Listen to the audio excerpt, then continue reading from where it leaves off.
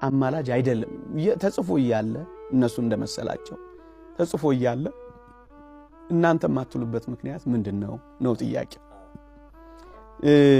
ጥቂት ነጥቦችን ለማንሳት ሞክራለሁ አንደኛ የኢትዮጵያ ኦርቶዶክስ ተዋሕዶ ቤተክርስቲያን ያነበበችውን ሁሉ ሳትተረጉም አታልፍም ንባቡን ብቻ አትይዝም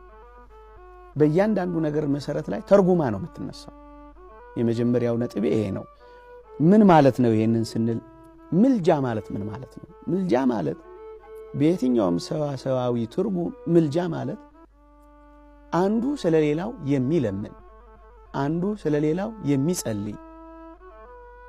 ማለት ነው ምልጃ ማለት ጸሎት ለራስ የሚደረግ ልመና ነው ልመና ግን ለሌሎች ሲቀርብ ምልጃ ነው የሚባለው ልብ በሉ ጸሎት ለራስ የሚደረግ ልመና ነው ልመና ለሌሎች ሲቀርብ ነው ምልጃ የሚባለው ስለዚህ ኢየሱስ አማላጅ ነው ካለ በቀጥታ የሰዋሰው ትርጓሜ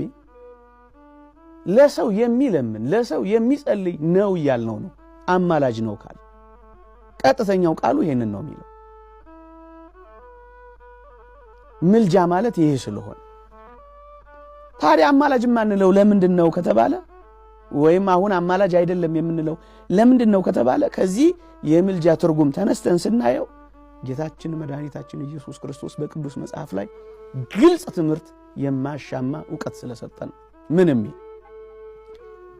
በዚያን ቀን በዮሐንስ ወንጌል ምዕራፍ 16 ቁጥር 26 ላይ ስለሚሄዱ ይነግረናል አገልግሎቱን ማጠናቀቁን ይነግረናል የመጣበትን ተልእኮን መፈጸሙን ይነግረንና ይሄዳለሁ ይላል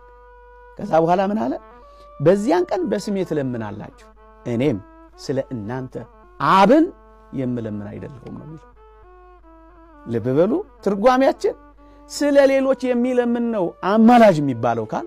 ስለ እናንተ አብን የምለምን አይደለሁም ብሎ ከደመደመው እንዴት ነው አማላጅ የምንለው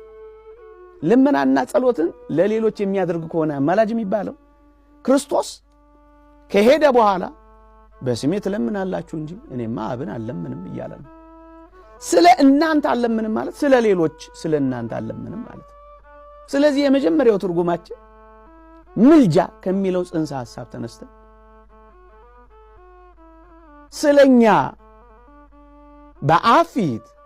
አልለምንም ብሎ ስለነገረን በግልጽ አማላጅ አይደለም እንለዋለን